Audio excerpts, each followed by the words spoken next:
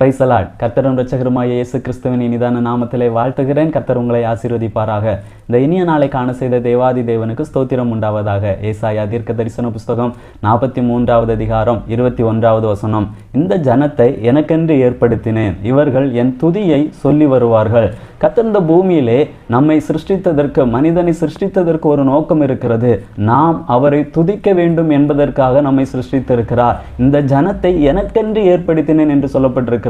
கர்த்தர் நம்மை ஏற்படுத்தி வைத்ததனுடைய நோக்கம் நாம் அவரை துதிக்க வேண்டும் என்பதற்காக. நாம் அவரை துதிக்கும் பொழுது நம்முடைய வாழ்க்கையிலே என்ன நன்மை உண்டாகிறது என்று நாம் பார்க்கும் பொழுது, யோசுவா புஸ்தகத்திலே 6வது அதிகாரத்திலே வாசிக்கும் பொழுது, இஸ்ரவேல் ஜனங்கள் கடந்து போகக்கூடிய பாதையிலே எரிகோ கோட்டை தடையாக இருக்கிறது. அந்த எரிகோ கோட்டையை பிடிப்பதற்கு, அந்த தடையை தாண்டுவதற்கு இஸ்ரவேல் ஜனங்கள் என்ன செய்தார்கள் என்று பார்க்கும் பொழுது, அவங்க எக்காலம் ஊதின பொழுது ஆர்ப்பரித்தார்கள் என்று சொல்லப்பட்டிருக்கிறது.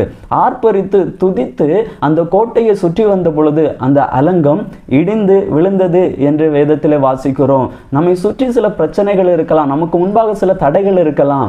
நாம் துதிக்கும் பொழுது அந்த தடைகள் நிச்சயமாக மாறி போகும். அப்போஸ்தலர் நடபடிகள் 16வது அதிகாரம் 25வது வசனத்திலே வாசிக்கும் பொழுது, அங்கே பவுலும் சீலாவும் சிறைச்சாலையில் இருக்கிறார்கள். சிறைச்சாலையில் இருக்கும் பொழுது அவர்கள் பாடி துதித்த பொழுது கர்த்தர் என்ன செய்கிறார்? சிறைச்சாலையின் அஸ்திபாரத்தை அசைக்கிறதாக நாம் வேதத்திலே வாசிக்கிறோம். அங்கே சிறைச்சாலையின் கதவுகள் திறக்கப்படுகிறது. அந்த சிறைச்சாலையின் கதவுகள் திறக்கப்பட்டு தடைகள் மாறி போகிறதை நாம் வேதத்திலே பார்க்கிறோம். அதே போல 2 நாளாகம புஸ்தகம் 20வது அதிகாரத்திலே யோசபாத் ராஜாவினுடைய நாட்களிலே நாம் பார்க்கும் பொழுது, யோசபாத் ராஜாவுக்கு விரோதமாக 3 தேசத்தில் உள்ள ராஜாக்கள் எழும்பி வருகிறார்கள்.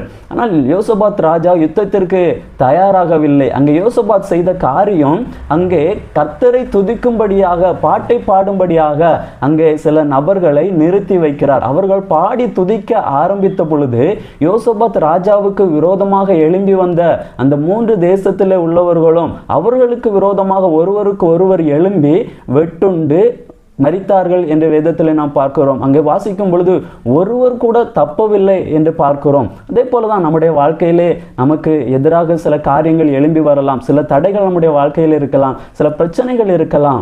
எல்லாவற்றிற்கும் முன்பதாகவும் நாம் பாடி துதிக்கும் பொழுது, அவரை ஆராதிக்கும் பொழுது, அதை எல்லாவற்றையும் கர்த்தர் நம்முடைய வாழ்க்கையிலே மாற்றி போடுவார். நாம் ஜெபிக்கலாமா? நல்ல தகப்பனே, உம்மை நன்றியோடு உம்மை துதிக்கிறோம், உம்மை ஸ்தோத்தரிக்கிறோம்.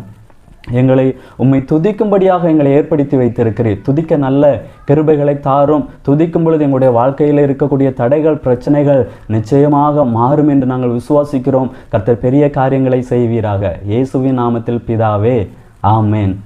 God bless you.